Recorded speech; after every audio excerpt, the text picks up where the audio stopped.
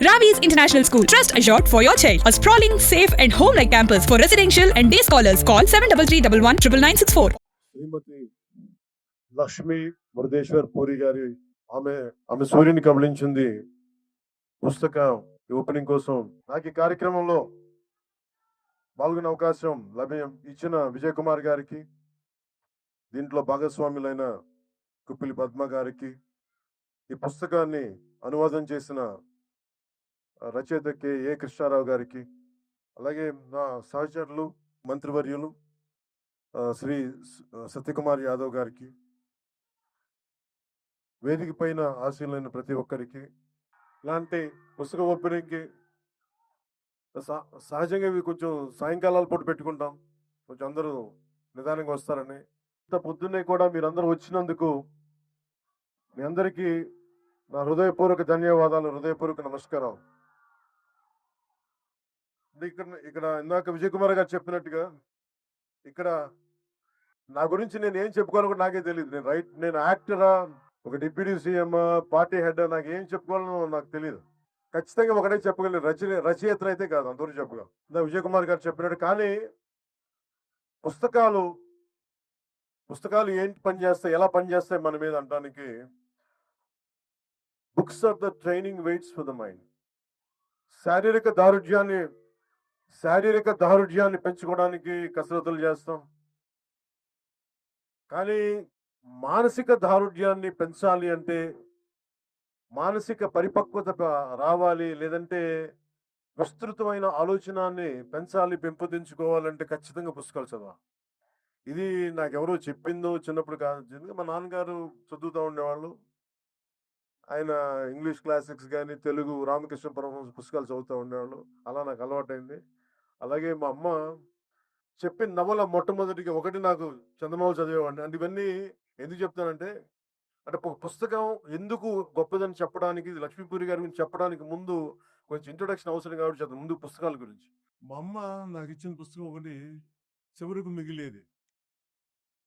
అది మా అమ్మ ఇచ్చింది. మా అమ్మ పెద్ద కూర్చోబెట్టి కాలేజీ ఏం చదువుకోలేదు, కానీ ఆవిడ 7th 8th ఆపేసింది, కానీ ఆవిడ చదవడం ఆపలేదు మా అమ్మ. మా నాన్నగారు కూడా ఉంది.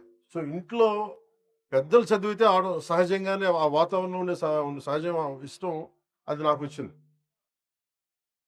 ఇందాక సత్యకుమార్ గారు మాట్లాడుతూ పవన్ కళ్యాణ్ ఏదైనా ప్రభావం ఉంటుంది సమాజం మీద పుస్తకం అంటే, నాకు కంప్లీట్గా నేను భారతీయ మన ఆలోచన విధానంతో, ఆర్ఎస్ఎస్ లాంటి ఒక బలమైన దేశభక్తితో కూడిన ఆర్గనైజేషన్ నుంచి వచ్చిన మాకు అసలు చెగివేరా అంటే కమ్యూనిస్ట్ యోధులు అంటే మాకు పడదు. అలాంటిది ఏదో ఒక సినిమాలో పెడితే మేము ఏంటని నేను చదివాను, తెలుసుకున్నానంటే, ఇవన్నీ ఏంటి నేను ఎట్లా ఆలోచిస్తానంటే, నాకు దేశభక్తి ఎవరు చెప్పక్కర్లేదు. దేశభక్తి it should be an innate responsibility for anyone who is born in this country, to the matter anyone in which ever country they were born. అది బేసిక్. దాని గురించి మనం చెప్పించుకుంటున్నామంటే మనం సరిగ్గా లేవు, దృష్టి పెట్టట్లేదు. అలాగే నేను జడ్జిమెంట్ చేయను, వెదర్ ఐ లెఫ్టిస్ట్ రైటిస్ట్. నేను ఎప్పుడు జడ్జిమెంట్, నేనేమని చెప్తానంటే సమతుల్యత, ఇట్స్ అ బ్యాలెన్స్. ప్రపంచం మనం కూర్చోబెట్టి మన ఎక్స్ట్రీమ్ లెఫ్ట్ ఎక్స్ట్రీమ్ రైట్ అంటే పనిచేయదు. సో నేను అందుకని ఈరోజు నేను పాలిటిక్స్కి వచ్చినా, పుస్తకాలు చదివినా, అది ఎవరికో చెప్పడానికో ఈరోజు పంచుకుంటున్నాను. కానీ నా ఆలోచన ప్రతిసారి ఏముంటుంది, నేను మన విజయవాడ ఇలాంటి వచ్చినప్పుడు నేను కమ్యూనిస్టులతో మాట్లాడతాను, లేదంటే రైట్ వింగ్ మారిపోయాడు ఇట్లాంటి నేను ఎప్పుడు అట్లేదు, ఎప్పుడు ఒకటేలా ఉన్నాను. కాదేనంటే నేను ఎప్పుడు ఆ బ్యాలెన్స్ని చూసుకుంటా ఉన్నాను. సో ఉదాహరణకి చిటా గ్యాంగ్ విప్లవ వీరులది కానీ, ఒక చంద్రశేఖర్ ఆజాద్ కానీ, అలాగే మొత్తం కూర్చోబెట్టి గజనీ మహమ్మద్ మనకి దాడులు కానీ, ఇవన్నీ ఒకటే కాలంలో ఒక 7-8 years టైంలో అటు కమ్యూనిస్ట్ చరిత్ర చదివాను, భారతీయ సంస్కృతి మీదుగా చదివాను. అలాగే నండూరు రామ్మోహన్ రావు గారి విశ్వదర్శనం కానీ, ఇవన్నీ కూడా నా మీద చాలా ప్రభావం చూపించేవి వాళ్ళు. సో పుస్తకాల మీద నాకు ఒక అపరిమితమైన ఎందుకు ఇష్టం. చిన్నప్పుడు వెతికాను, మెడ్రాస్కి వెళ్తే హిగిన్ బోథామ్స్ అనో, లేదంటే ల్యాండ్ మార్క్లో, ఇక్కడికి వచ్చిన తర్వాత యుఎస్కి లాంటి వెళ్తే బాన్స్ అండ్ నోబుల్స్ అని అలాంటి పుస్తకాలకి వెళ్ళి వెతికేవాడిని పుస్తకాల కోసం, తపన పడతాను పుస్తకాల కోసం.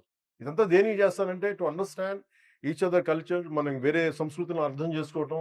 అన్ని జీవితాలను మనం బతకలేం, కానీ ఒక్కొక్క పుస్తకంలో రాసే జీవితం దానికి సంబంధించిన అంశాలు మనల్ని చాలా ప్రభావితం చూపిస్తాయి. అలాగే మనకి పొద్దున్నే చదువుతా నేను 'వనవాసి' అనే విభూతి భూషణ్ బందోపాధ్యాయ గారిది 'వనవాసి' అని పుస్తకం చదువుతూ వచ్చా. దాంట్లో అది ఏముంటదంటే అది తెలుగు ట్రాన్స్‌లేషన్ అది.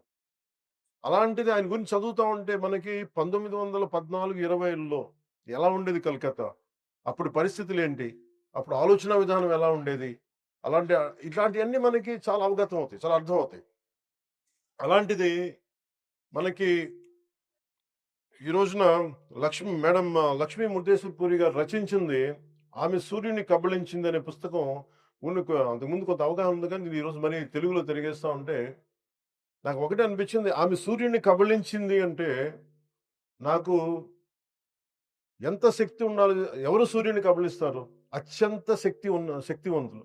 అది హనుమాన్‌జీ, బజరంగ్ బలి. అంటే ఆయనే ఎళ్లి సూర్యుడిని కబళించడానికి ఎళ్ళాడని చెప్పి. అంటే ఇదేంటంటే ఒక ఎక్స్‌ట్రీమ్ ఒక ఒక కంపారిజన్. అంటే నువ్వు సాధించదలుచుకుంటే సూర్యుడిని కూడా మింగేయగలవని ఒక ధైర్యం చెప్పడం దీని వెనక ముఖ్య ఉద్దేశం. అంటే ఇందాక మన సత్యకుమార్ యాదవ్ గారు చెప్పింది చాలా గొప్ప మాటలు చెప్పారు. గుర్తు చేశారు మనకి.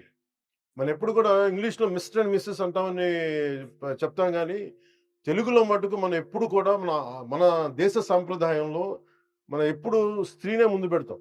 ఇది మాతృస్వామ్య వ్యవస్థ. అందుకే భారత్ మాతాకి జై అంటాం తప్ప భారత్ పిత అని మాట్లాడం. భారత్ మాతే అంటాం మనం. అంటే స్త్రీకి స్వామ్య వ్యవస్థకి మనం ఇచ్చే అత్యంత గౌరవం. అలాగే ఆమె సూర్యుని కబళించింది అనంటే ఇది ఎంత ఇన్స్పైరింగ్ టైటిల్ అంటే ఆవిడని సూర్యుని కబళించడం ఏంటి? ఇలాంటివన్నీ ఫస్ట్ చదువుతాయి. మనకి చదివే వాళ్ళకి ముందేంటి ఎలా ఒక టైటిల్ ఎలా ఉండాలి అనేది. అంటే మీకు నచ్చుతుంది. ఇప్పుడు ఓజీ అంటే ఏంటని మీరు ఎట్లాగా సినిమా పరంగా మీరు ఆలోచిస్తారా? అంటే అదేంటంటే అట్లాగా ఎప్పుడు ఒక పుస్తకం టైటిల్ అరే ఫిల్మ్ టైటిల్ ఏదైనా సరే ముందు మనల్ని ఉత్సుకత రేకెత్తించాలి. అలాంటిది ఆవిడ లక్ష్మీ ముర్దేశ్వర్ పూరి గారు ఆవిడ ఒక డిప్లొమాట్. ఐఎఫ్ఎస్ చదువుకొని ఆవిడ డిప్లొమాట్. అలాగే ఫార్మర్ అసిస్టెంట్ సెక్రటరీ జనరల్ యుఎన్‌కి. ఆవిడ నుంచి మనం ఎలాంటి పుస్తకం ఆలోచిస్తాం జనరల్‌గా రాశారంటే, ఇలాంటి పుస్తకం అయితే ఆలోచించం. అంటే స్టార్టింగే మనకి మధుబాబు గారి షాడో నవల్స్ లాగా లాగిపెట్టి ఒకడు కొట్టాడని ఎలా వస్తుంది మనకి. ఒకవేళ వింటి నదుల్లో బాణంలో ముందుకు పరిగెట్టాడనేది ఒక యాక్షన్‌తో స్టార్ట్ అవుతుంది. Any good story should captivate you immediately. Should grab you into the narrative. అలాంటిది ఈ పుస్తకం మీరు చదవండి దయచేసి ఈ పుస్తకం. కాకపోతే దీంట్లో బాగా నచ్చింది ఏంటంటే ముందు రావటంతోటే ఒక బీకా అనే కుర్రవాడిని, ఒక ఇద్దరు అమ్మాయిలు, మాలతి, కమల అనే అమ్మాయిలు ఇద్దరు. వాళ్ళని ఏడిపిస్తూ ఉంటారు. వాళ్ళిద్దరిని ఏడిపిస్తూ ఉంటారు. ఆ బీకా అనే ఒక కుర్రోడు ఒక 60 మంది కుర్రోళ్ళు వాళ్ళు రోడ్డు మీద వెళ్తా ఉంటే వాళ్ళు గ్రామంలో వెళ్తుంటే వాళ్ళని ఏడిపిస్తూ ఉంటారు. మీకు చదువులు ఏంటి అది ఇది అని చెప్పి. వాళ్ళు కూర్చుంటే వాళ్ళని ఏడిపిస్తూ ఉంటే ఆ మాలతి అనే యాక్చువల్లీ కథానాయకి కోపం వస్తుంది. చిన్నపిల్ల కోపం వచ్చినప్పుడు నేను తలుచుకుంటే నేను మట్టిలో కలిపేస్తానని అంటాం. అంటే వాళ్ళందరూ కుస్తీ యోధులు, వాళ్ళందరూ కుస్తీ పట్టేవాళ్ళు. అంటే నువ్వు ఆడపిల్ల నువ్వేం చేస్తావంటే ఆ అమ్మాయి స్కూలు ఈ లోపల గొడవ జరగబోతుంటే ఈ లోపల పెద్ద స్కూల్ మాస్టర్ వచ్చేస్తే మళ్ళీ గొడవ ఆగిపోదు. గొడవ ఆగిపోయిన తర్వాత తను అవమానం చేసిన వాడిని వదలదు అమ్మాయి. నువ్వు ఎలారా మాట్లాడుతావు, నాకు శక్తి లేదని ఎలా అంటావు అని చెప్పి మాలతి ఏం చేస్తుంటే కూర్చోబెట్టి మళ్ళీ ఛాలెంజ్ చేస్తుంది. నువ్వు రారా ఇది కొట్టడానికి సిద్ధం అని చెప్పి స్కూల్ అయిపోయిన తర్వాత వచ్చి ఇదంతా ఎప్పుడు జరుగుతుంది? స్వాతంత్ర సమయం, అంటే before pre independence time. So అమ్మాయి వచ్చి చాలా తనకంటే ఎత్తైన వాడిని, తనకంటే బలమైన వాడిని, వాళ్ళు కుస్తీలతో లంగోటీలు కట్టుకున్న అలాంటి వాళ్ళని ఒక 60 మంది అబ్బాయిల మధ్య ఆడపిల్ల వచ్చి ఎలా కొడద్దంటే పాపం అమ్మాయిని కొట్టేస్తారు. ముందు ముక్కులోంచి రక్తం వస్తూ ఉంటుంది. అలాంటిది అమ్మాయి 2 దెబ్బలు తట్టుకొని కింద పడి లేచి ఒక్కసారి రాముడు రావణాసురుని ఎలా కొట్టాడో నాభి మీద కొట్టాడు అన్నట్టుగా ఒకసారి గుర్తు తెచ్చుకొని ఒక్క పిడికిలి బిగించి సోలార్ ప్లెక్సస్ మీద గట్టి దెబ్బలు 5-6 కొడదు. వాడు అలా కింద పడి కూలిపడిపోతాడు. దీంతో స్టార్ట్ అవుద్ది మాలతి క్యారెక్టర్. ఈ ఆమె సూర్యుని కబళించింది అనేది. అంటే this shows the amazing writing ability and of Madam Lakshmi Murteswar Puri garu. And it is so captivating, madam. The very opening pages are so captivating. It immediately drags it, immediately pulls you to finish the reading at one go. And you have done a fabulous job. దీంతో మనకి ఇది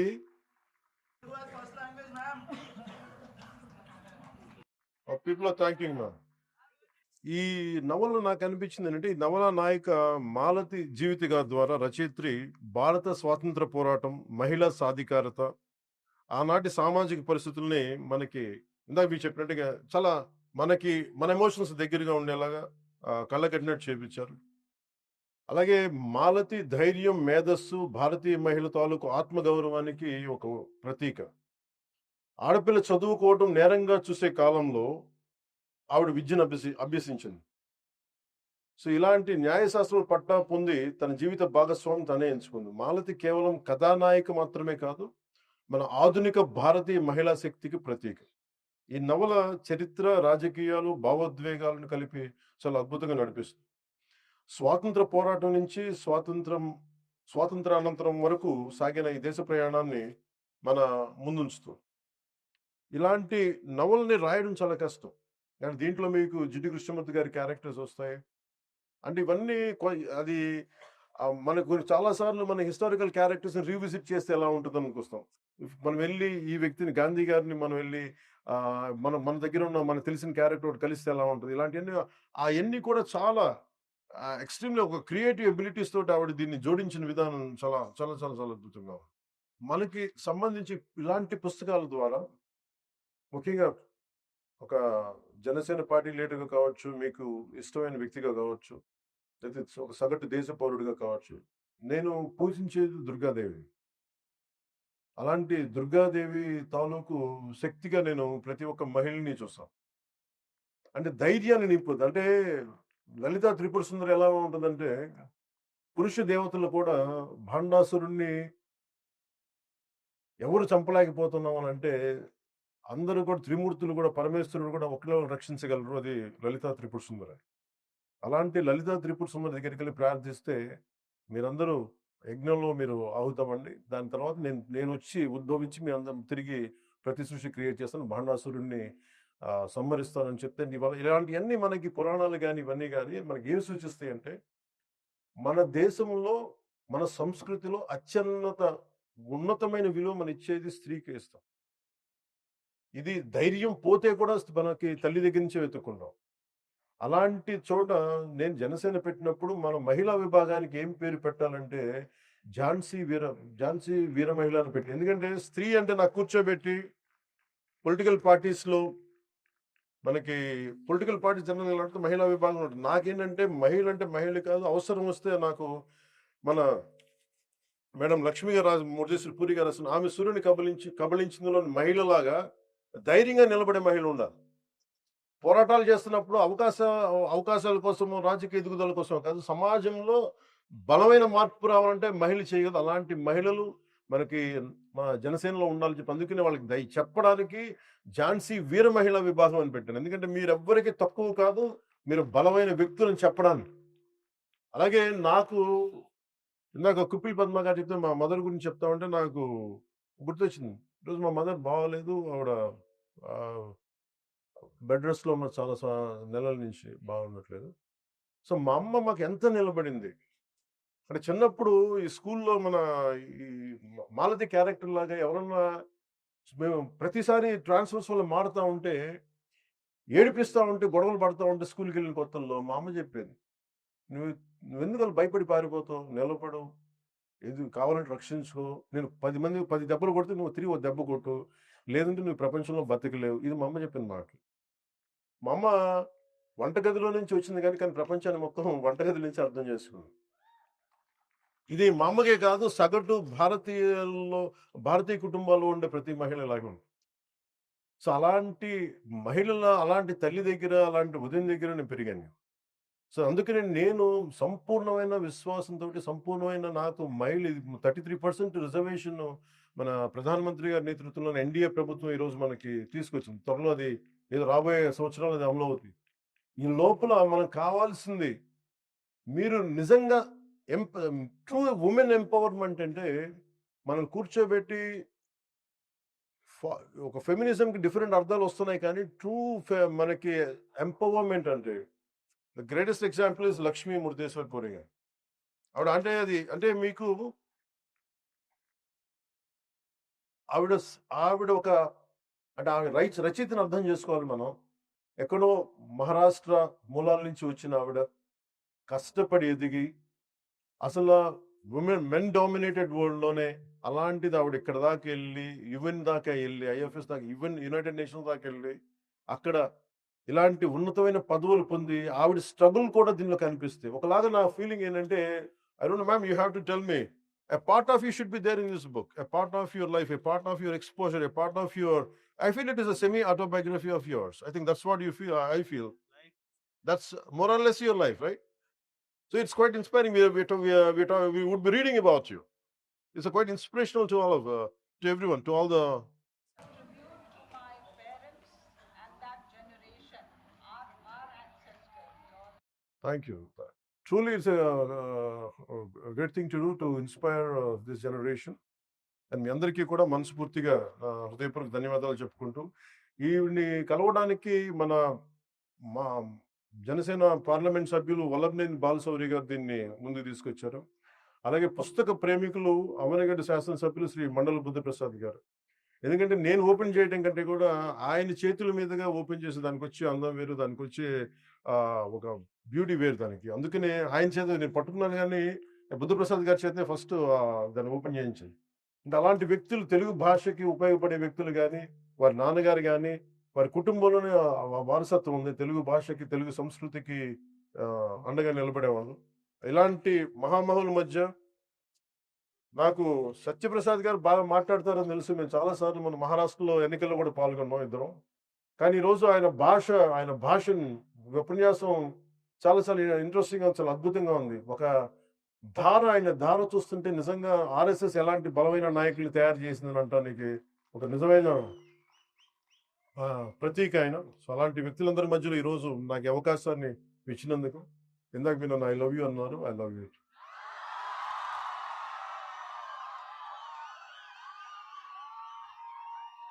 మీ అందరికీ మరోమారు ధన్యవాదాలు తెలుపుకుంటూ, ఇంత పొద్దున్నే వచ్చి శుభాకాంక్షలు తెలియజేసినందుకు ఈ అవకాశాన్ని, అలాగే కృష్ణారావు గారి గురించి చెప్పాలి. కవి, సీనియర్ జర్నలిస్టు అప్పారసు కృష్ణారావు గారి గురించి ఒక గొప్ప పుస్తకం రాయొచ్చు, కానీ దానిని తెలుగులో అదే స్థాయిలో అనువదించాలంటే చాలా చాలా కెపాసిటీ కావాలి, అంటే చాలా దగ్గరగా తీయాలి. సో వారికి నా ప్రత్యేక ధన్యవాదాలు తెలుపుకుంటూ, మీ అందరికీ పేరు పేరున మీ అందరికీ హృదయపూర్వక ధన్యవాదాలు తెలుపుతూ సెలవు తీసుకున్నాను. జై భారత్, జై హింద్.